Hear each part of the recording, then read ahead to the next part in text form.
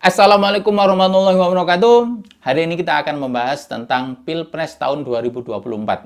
Ada sebuah rekaman video yang menghubungkan dengan paslon nomor 1.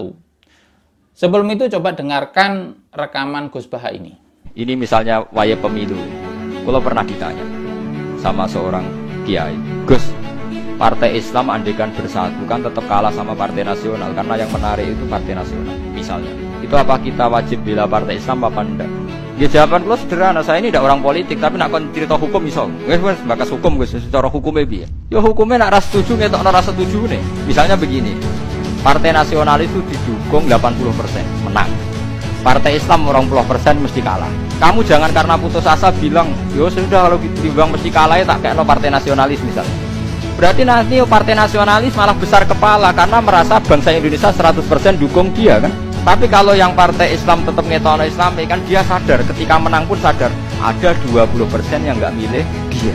Paham ya? Nah kadang uang cara berpikir gak ngono, was dibang didukung kalah menisan numpang wong liya gitu. Mestinya tidak begitu cara. Itu tadi rekamannya. Yang saya pahami dari rekaman tadi bahwa Gus Baha menganjurkan kita sebagai orang Muslim, pilihlah pemimpin yang Islam. Namun dari ketiga calon capres, ketiga calon cawapres, semuanya itu Islam. Keenam-enamnya ini Islam. Lalu bagaimana kalau ada pernyataan yang lebih Islami? Nah, di sini saya belum paham tentang kata Islami. Yang saya pahami adalah ketika ada orang yang bersyahadat masuk Islam, maka dia Islam. Orang yang dikatakan lebih Islami, ini indikatornya apa? Apakah indikatornya orang yang Islami adalah orang yang ahli ibadah, yaitu rajin sholat tahajud, rajin sholat duha, sehari-hariannya membaca Al-Quran.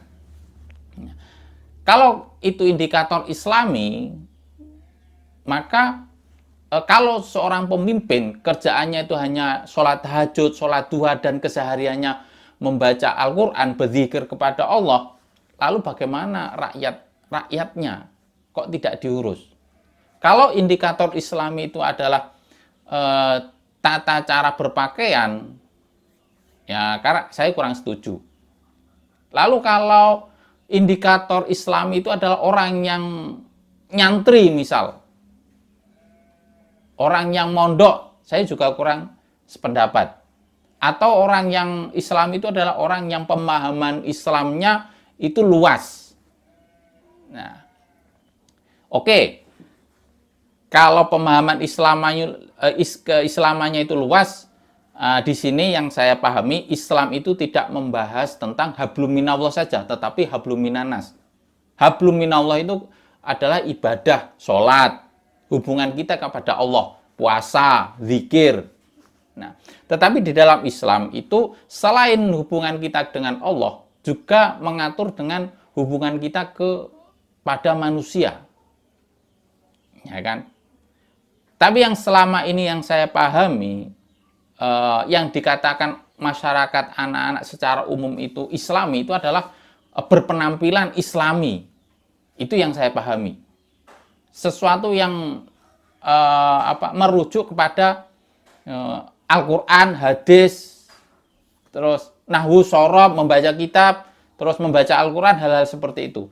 Tetapi yang saya pahami, Islam itu juga mengatur tentang keilmuan sosial juga sebenarnya, ilmu alam juga. Kalau Islami hanya dihubungkan dengan ilmu-ilmu nahwu shorob, balaghah, terus mantek, lalu bagaimana dengan ilmu teknik, ilmu elektronik, ilmu fisika? Apakah ilmu-ilmu tersebut tidak mengandung ibadah? Saya kira tidak kan? Ilmu-ilmu sains itu juga digunakan untuk beribadah. Contohnya pembuatan pesawat digunakan untuk ibadah haji. Jadi ada faknya sendiri-sendiri. Gitu loh. Jadi satu orang ini saya kira tidak bisa memahami hal keseluruhan. Mungkin di paslon 01 ada Cak Imin, di 03 ada Pak Mahfud yang notabene santri, beliau paham tentang hukum Islam, tentang faraid, tentang nahwu shorob, tentang balaghah, tentang mantek. Ya. Terus apakah 02 juga tidak islami gitu loh. Saya kira keahliannya itu berbeda. Misal Pak Prabowo keahliannya di bidang militer. Ya bisa saja. Terus Mas Gibran dalam hal sosial kepada para pemuda, misal seperti itu.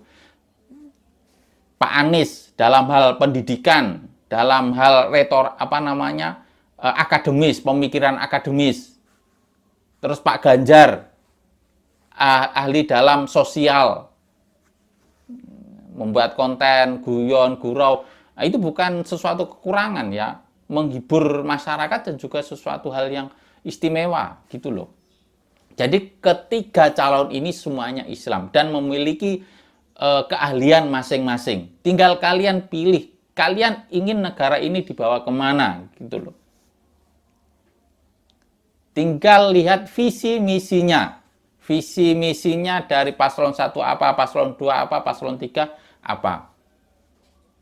Nah, kalau saya lebih senang memakai dawuhnya Gus Bahak yang ini. Coba dengarkan.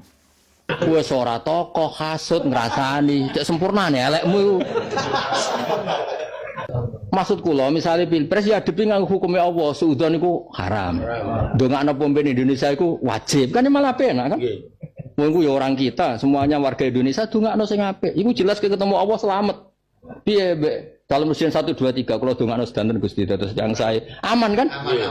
Tidak aku mencibir salah sitok. Apa dalile halal yang rasani? Oh, iso jawab deh. Padanamu angel temen. Kowe iso ngentokno dalil halal yang rasani ya. Gak iso kan? Nek nak ndongakno. Bisa. Angel temen ngadani maklar-maklar ngene. Ini rai-rai orderan iki rai-rai orderan. Maksudnya ya tetep pilpres ya aja golput tapi anut hukume Allah. Hukume Allah paling gampang. Wa ahsinu innallaha yuhibbul muhsinin. Ngrasani wong ora ana dalile.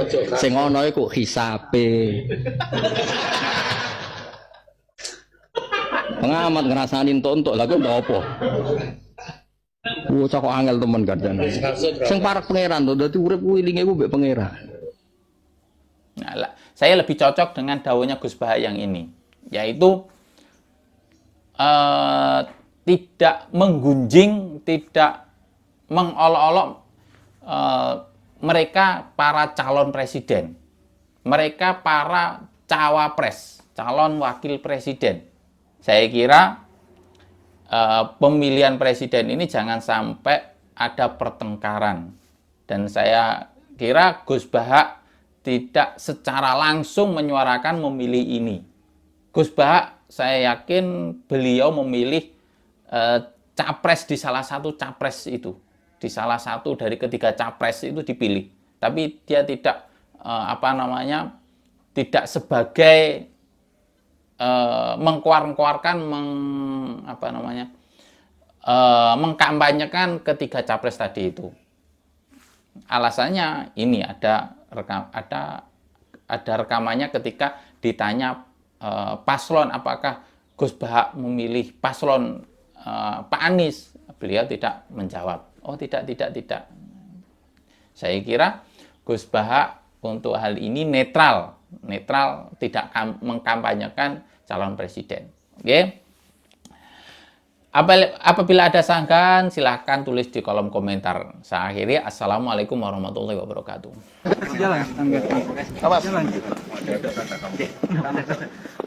Gus Pak Hasim menyebut jenengan sudah menyatakan dukungan ke Anies Baswedan, benar atau enggak Gus?